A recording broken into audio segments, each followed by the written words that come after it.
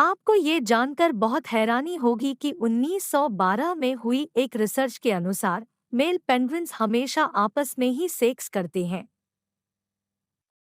इसके अलावा वो मरे हुए और अनिच्छुक अनविलिंग फीमेल पेंगुइन्स के साथ भी सेक्स करते हैं। सेक्स प्रभावी ढंग से सिर के दर्द को कम करता है। इसलिए कुछ लोग अपने सिर के दर्द से छुटकारा पाने के लिए भी सेक्स करते हैं। एक तथ्य ये भी है कि प्राचीन समय में हमारे पूर्वज बोनोबोस एक दूसरे से मिलते वक्त स्वागतार्थ आपस में सेक्स करते थे। एक जमाने में एक लड़की थी जिसका नाम रॉकबिच था। उसने एक इवेंट के दौरान दर्शकों की तरफ एक गोल्डन कॉन्डम फेंका था। उसकी शर्त ये थी कि जो भी उस कॉन्डम को पकड़ेगा, चाहे वो महिला हो या पुरुष, उसको बैकस्टेज बैंड के सदस्यों के साथ सेक्स करना पड़ेगा। रोंडा राउजी, जो कि मार्शल आर्ट में मास्टर है, का कहना है कि किसी भी मैच से पहले वो ज़्यादा से ज़्यादा सेक्स करने की कोशिश करती है, क्योंकि ये उनके टेस्टोस्टेरोन लेवल्स को बढ़ाने में मदद करता है। एफडीए के अनुसार उसने कभी भी एनल सेक्स के लिए किसी भी तरह के कॉन्डम को अप्रूव नहीं किया, भले ही उनके इस्तेमाल की कितनी भी सिफारिशें क्यों न की गई हों। रोम के लोगों का मानना है कि अत्यधिक सेक्स करने से महिलाओं की आईलैशेस गिर जाती है। क्या आपको पता है कि 1969 तक कनाडा में ओरल सेक्स गैरकानूनी था? पृथ्वी का सबसे गरीब देश गैम्बिया फीमेल सेक्स टूरिज्म के लिए बड़ा केंद्र माना जाता है।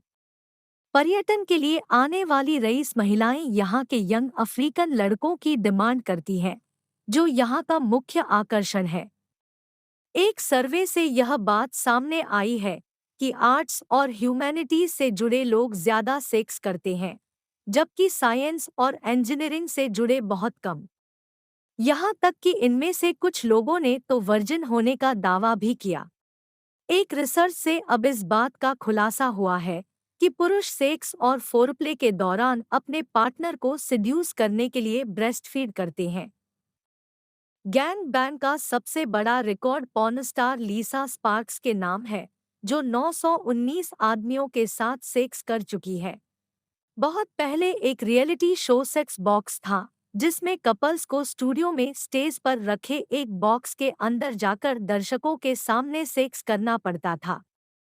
उसके बाद बाहर आकर अपने अनुभव को वहां बैठे सेक्स एक्सपर्ट्स के पैनल के साथ शेयर करना होता था।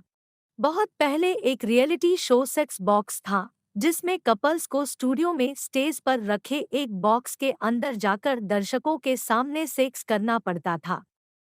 उसके बाद बाहर आकर अपने अनुभव को वहां बैठे सेक्स एक्सपर्ट्स के पैनल के साथ शेयर करना होता था। जापान में व्हाइट हैंड्स नाम की एक नॉन प्रॉफिट संस्था है, जो लोगों को सेक्स वर्कर्स उपलब्ध कराती है। ये वर्कर्स उन लोगों की मदद करते हैं जो ऑर्गेज़म तक पहुंचने में अक्षम होते हैं। प्राचीन बेबीलोन में एक प्रथा थी कि हर महिला के लिए अपनी पूरी जिंदगी में एक बार एफ्रोडाइट टेम्पल में जाकर एक अजनबी के साथ सेक्स करना जरूरी था। शायद आपको नहीं पता होगी ये बात कि प्रसिद्ध इतालवी चित्रकार और वास्तुकार राफेल की मौत अपनी मिस्ट्रेस रखेल के साथ ज्यादा सेक्स करने के बाद हो गई थी। वैसे तो सेक्स के दौरान हार्ट अटैक होने के केसेस कम ही हैं, लेकिन जिनके साथ ऐसा हुआ वो ऐसे पुरुष थे जो अपनी वाइफ को धोखा दे रहे थे। यूनिवर्सिटी ऑफ टेक्सास की एक स्टडी में ये बताया गया है कि महिलाओं को एक आदमी के साथ ही सेक्स करना होगा। इसके 237 यूनिक कारण हैं। गन्स एंड रोजेस द्वारा बनाए गए रॉकेट क्वीन एल्बम में जो सेक्स की आवाजें थी वो रियल थी। इन आवाजों को एक्स रोज ने स्टेवन एडलर की गर्लफ्रेंड के साथ स्टूडियो में सेक्स करने के दौरान रिकॉर्ड किया गया था।